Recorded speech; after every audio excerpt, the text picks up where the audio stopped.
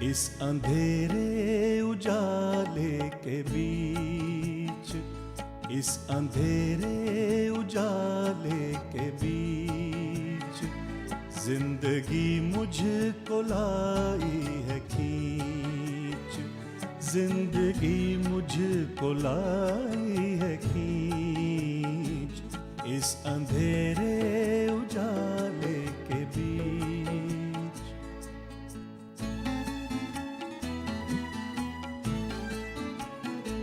कह रही है ये रंगीनियाँ,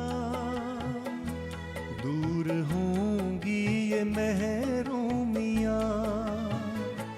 कह रही है ये रंगीनियाँ, दूर होंगी ये महरूमियाँ। कैसे कैसे है मंजर यहाँ, कैसे लूं अपनी आंखें में नीच, इस अंधेरे उजाले के बीच जिंदगी मुझको लाई है खींच, जिंदगी मुझको लाई है खींच, इस अंधेरे उजाले के बीच।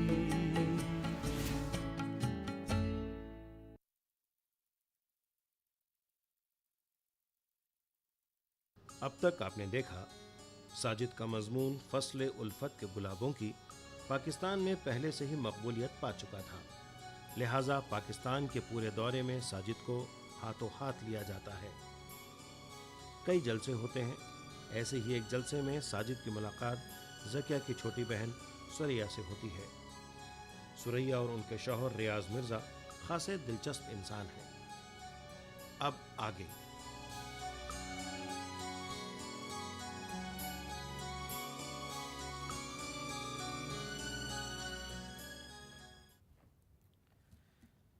जश्न दोस्ती का चलता रहे तमाम शब तमाम उम्र ता क़यामत तक,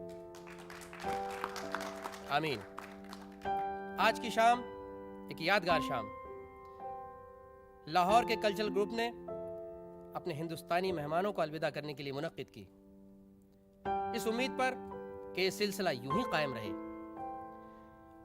अब हिंदुस्तानी डेलीगेशन के सदर जनाब झावाला को मैं दावत देना चाहूँगा कि वो अपने मुख्तसर से दौरे के तजुर्बात पेश करें। जनाब झावाला।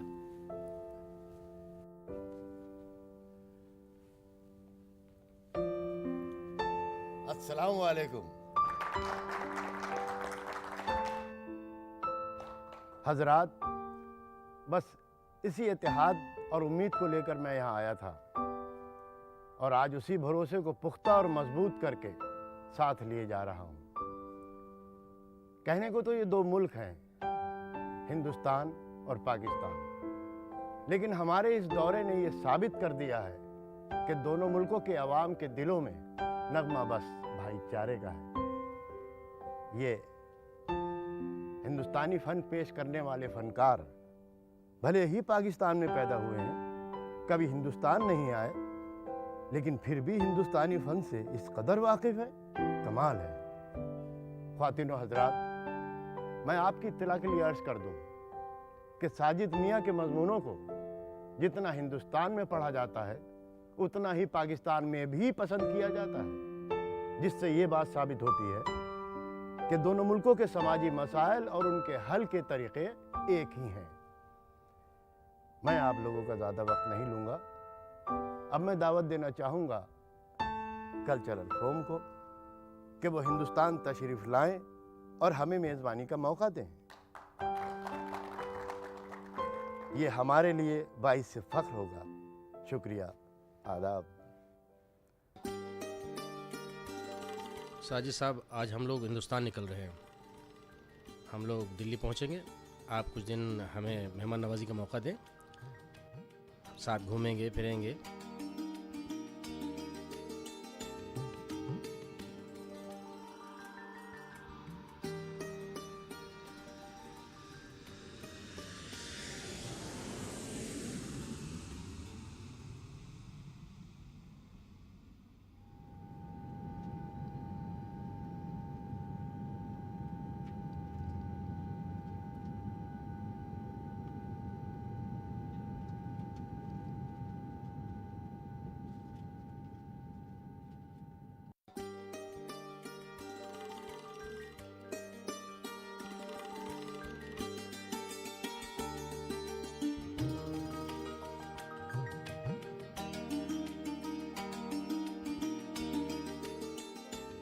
आइए साजिद साहब,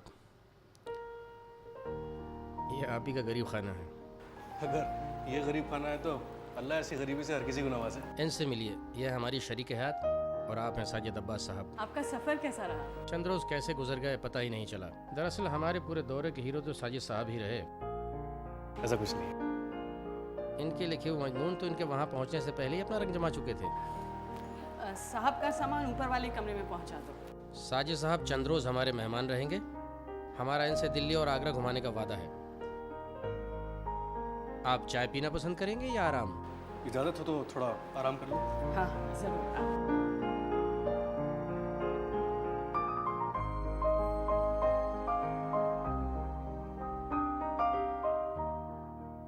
आपके कुछ खत आए हैं, आप देख लीजिए, मैं ले आती हूँ। आप बैठिए, आपसे कुछ ज़रूरी बात करनी है। डाक तो देखते रहेंगे।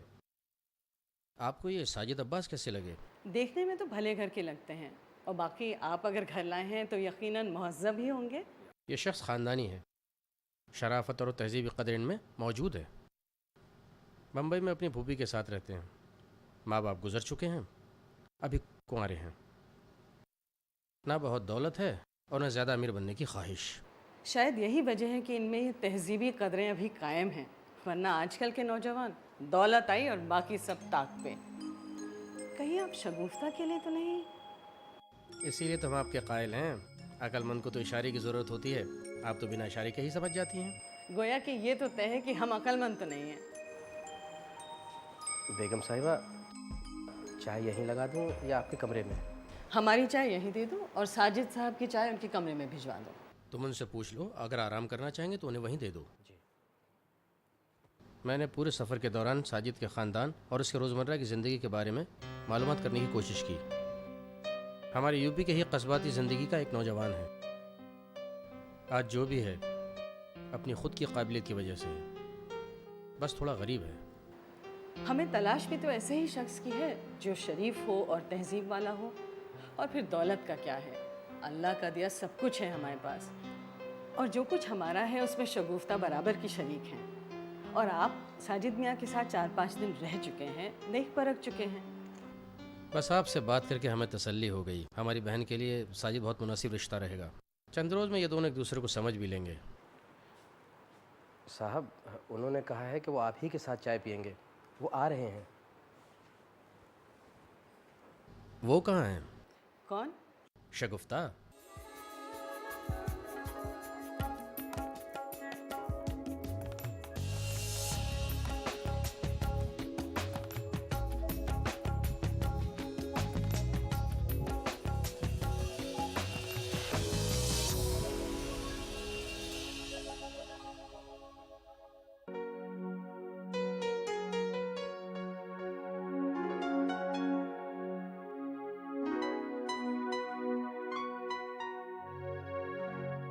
सलाम वालेकुम भाईजान। सलाम वालेकुम भाभी। शगुफ्ता ये हैं साजिद अब्बास, और साजिद साहब ये हैं शगुफ्ता, मेरी इकलौती बहन। शगुफ्ता साजिद अब्बास साहब मुल्क के बहुत होनहार जर्नलिस्ट हैं और कल्चर डेलीगेशन में मेरे साथ पाकिस्तान गए और वहाँ ही अपनी कामयाबी के झंडे गाड़ कर आए हैं। मेरी दरख्वास्त पर ये 2-3 दिन दिल्ली रुक गए हैं। तो मैंने दिल्ली घुमाओ, परसों हम ताज देखने चलेंगे। साजिद साहब आप अभी चलना चाहेंगे या? जी फ़िलहाल मैं ज़रा आराम करूँगा, फिर मुझे सफ़रनामे की किस्त लिखकर मुंबई फैक्स करनी है। शाम को देखते हैं आपकी दिल्ली। जैसी आपकी मर्जी। वैसे शाम और दिन की दिल्ली में बहुत फ़र्क है। मैं कुछ समझा नहीं। शाम को तो इधर उधर की रोशनियां देख सकते हैं, बेतरतीब ट्रैफिक देख सकते हैं, चमकती दमकती कारें देख सकते हैं। दिल्ली की शाम के पास तो न हैंगिंग गार्डन है, न मरीन ड्राइव, न जुहू बीच के समंदर। यहाँ तो ज्यादा से ज्यादा 5 स्टार के बंद डब्बों में खाना खा लो। लेकिन दिल्ली, और वो भी दोपहर की दिल्ली, देखने की चीज है। मुगलों की अजमत का निशान लाल किला, इसके दीवाने आम दीवाने खास, नायाब चीजों से भरा म्यूजियम, फलकबोस इमारतों के इस दौर में भी अपनी अलग शान से। महरोली की पथरीली जमीन पर खड़ा कुतुब मीनार, पुराने किले के खंडहर इसकी अजमत की गवाही देते हैं। न जाने कितने राजा महाराजाओं और बादशाहों के कदमों के निशान होंगे इस सरजमीन पर।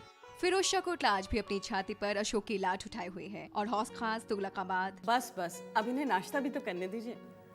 आप नाश्ता कीजिए। आपने तो यहाँ बैठे बैठे दिल्ली की सैर करा दी। आपको तो महकमाए आसार कदीमा का अफसर होना चाहिए था। क्या फायदा, आप तो चलने को तैयार ही नहीं है।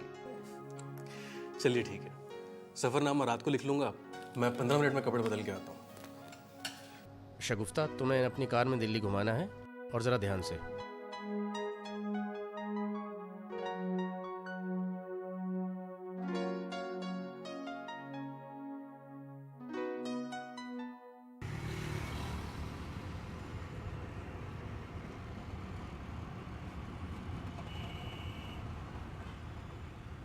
आप गाड़ी बहुत तेज़ चलाती हैं। मुझे सुस्त रफ्तार जिंदगी बिल्कुल नहीं पसंद। तेजी से चलो, तेजी से दौड़ो, तेजी से जिंदगी गुजारो। क्या पता ये जिंदगी कहाँ धोखा दे जाए। दुनिया में हर चीज का भरोसा किया जा सकता है, पर जिंदगी का नहीं। सही कहा आपने।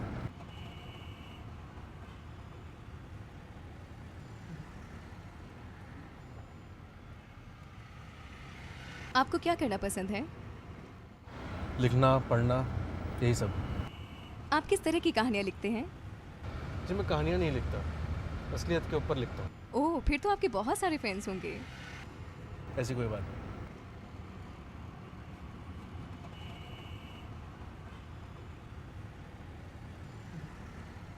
क्या आपको तैरना आता है? जी नहीं। मेरा ख्याल था कि आज आपके साथ स्विमिंग करने में बहुत मज़ा आएगा। ये ख्याल तो अच्छा है, मगर मैं स्विमिंग नहीं जानता, लेकिन आपके साथ चल ज़रूर सकता हूँ। तो फिर चलते हैं, कहीं आप बोर ना हो जाए। जी मैं बोर नहीं होता, मुझे मसरूफ़ रखने के लिए मेरी जहनी मसरूफियत ही काफ़ी है। तो फिर आप मेरे साथ चलिए। स्विमिंग पूल के पास बैठकर आप अपनी कहानी का प्लॉट सोचिएगा, और अगर पानी में छप छप करने का दिल चाहे तो उसका भी इंतज़ाम किया जा सकता है। वहाँ पर कॉस्ट्यूम भी मिलते हैं। जी शुक्रिया, लेकिन उसकी ज़रूरत नहीं पड़ेगी। मुंबई के मुकाबले यहाँ काफ़ी हरियाली है। मैं दिल्ली पहली बार ही आया हूँ और यहाँ आके मुझे बहुत अच्छा लग रहा है। ओके।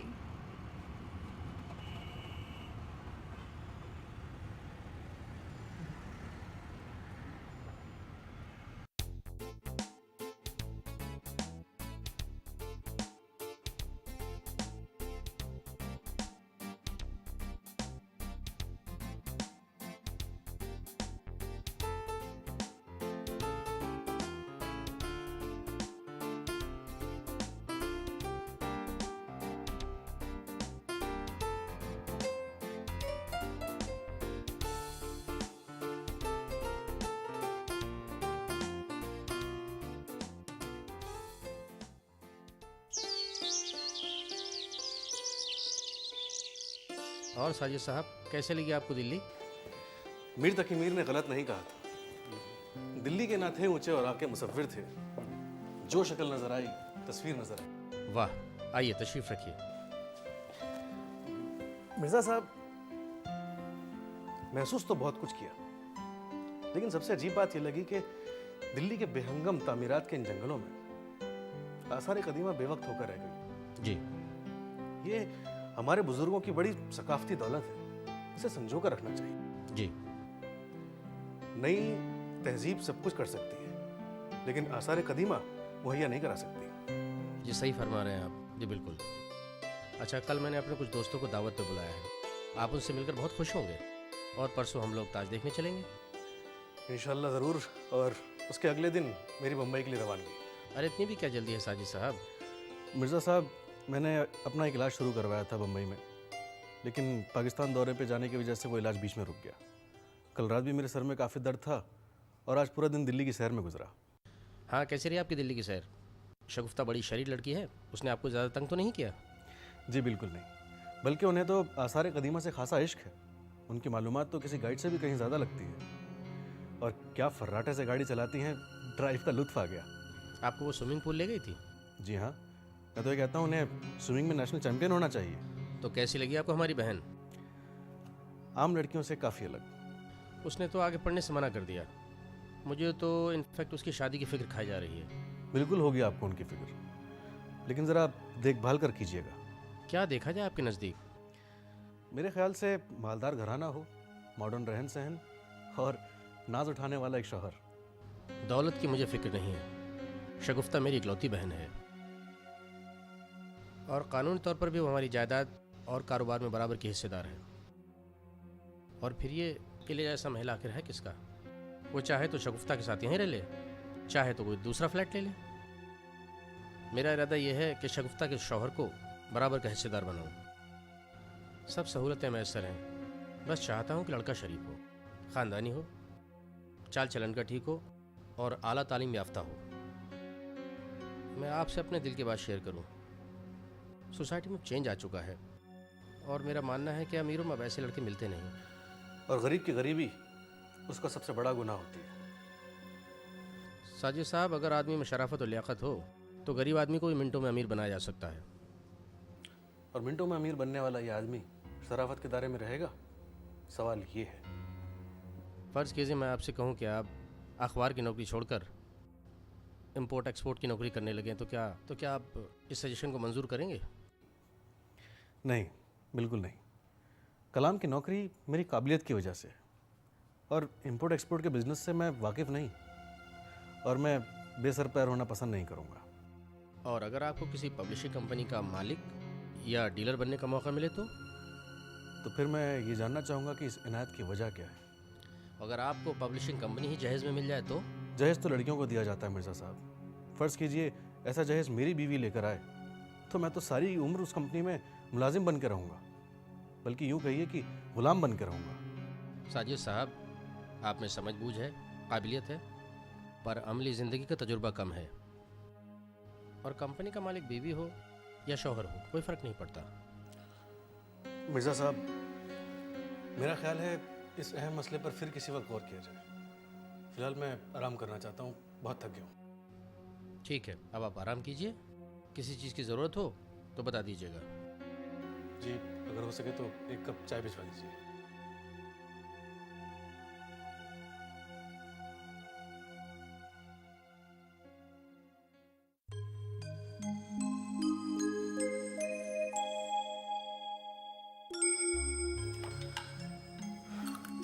शुक्रिया मिस्टर मिर्ज़ा। क्यों साजिद साहब, हिंदुस्तान आकर के आपने डाइटिंग शुरू कर दी? नहीं, ऐसी कोई बात नहीं है। मेरी तबीयत ज़रा ठीक नहीं है। रात भर जागना है और सुबह हर हाल में सफ़रनामा की किस्त बम्बई फैक्स करनी है। तो फिर कल स्विमिंग का प्रोग्राम पक्का? नहीं मिस मिर्ज़ा, अब 1 या 2 रोज़ में तो स्विमिंग नहीं सीखी जा सकती। वैसे भी हम लोगों के लिए स्विमिंग की फुर्सत कहाँ। हमारी ज़िंदगी तो एक शेर की मिसाल है। ज़िंदगी है या कोई तूफ़ान है, ज़िंदगी है या कोई तूफ़ान है, हम तो इस जीने के हाथों मर चले। अरे साजिद साहब, मरे आपके दुश्मन। मिस्टर मिर्ज़ा, आप तो जानते हैं पाकिस्तान में एक हफ़्ता बहुत ही मसरूफियत का गुजरा। कल इत्मीनान से बैठकर यादों को तरतीब दूंगा। कौन कहाँ मिला, किससे बात हुई। सफ़रनामा अगरचे रिपोर्ट ना हो तो उसमें ज़ाती तासुरात भी शामिल हो जाते हैं। बहरहाल एक तरतीब तो ज़रूरी है। ऐसा ना हो कि जमीलुद्दीन अली से कराची के बजाय लाहौर में और अमजद इस्लाम अमजद से कराची में मिलूं। अभी तो सब ताज़ा तरीन है, कुछ भी जहन से उतर गया और कोई गलती हो गई तो सफ़रनामे का मज़ा किरकिरा हो जाएगा। हाँ, ये तो है। आदमी को आपकी तरह अपने काम में मुस्तैद होना चाहिए। लेकिन हर वक्त अपने काम को अपने दिमाग पर तारी रखना ठीक नहीं है। इसी का दूसरा नाम टेंशन है। और जो आदमी टेंशन लेता है वो ना तो खुद के काम का रहता है और ना दुनिया के काम का। और यही टेंशन फिर दिमागी उलझन बन जाती है। अरे भाई, पाकिस्तान घुमाए, अब दिल्ली भी देखो, आगरा भी देखो, फतेहपुर सीकरी भी देखो। जब घूम फिर कर वापस आ जाओ तो जो तासुरात हैं उन्हें कलम बंद कर दो। यही सफरनामा है। हाँ, अगर रिपोर्ट लिखनी हो या ड्यूटी बजानी हो तो दूसरी बात है। मैं आपको कल एक टेप रिकॉर्डर ला दूंगी, उसे आप गले में डाल कर रखिए और हर 5 मिनट के बाद रिकॉर्ड करते रहिए। माफ़ कीजिएगा, मेरी तबीयत ज़रा ख़राब है, मैं इजाज़त चाहता हूँ। क्या डॉक्टर को बुलवाऊं? नहीं मिर्ज़ा साहब, मेरी तबीयत ज़रा ठीक नहीं है। मैं नींद की दवाई लेके सो जाऊँगा ताकि कल किसी काम के काबिल रह सकूँ। इजाज़त। अच्छा बेगम, हम भी चलते हैं।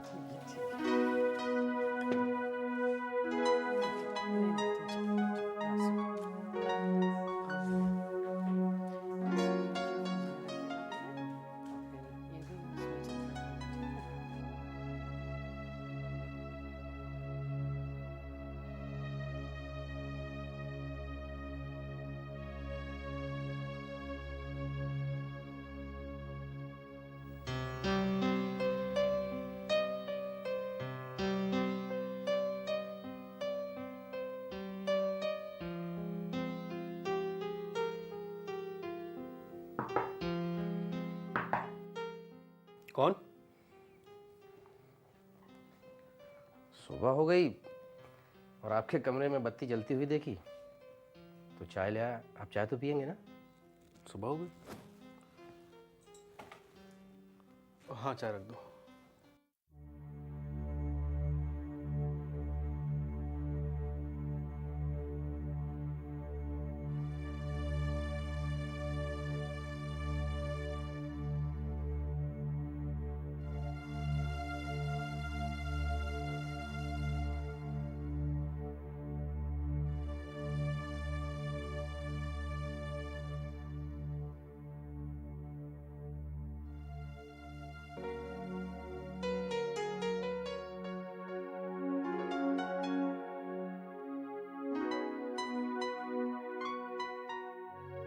आदाब।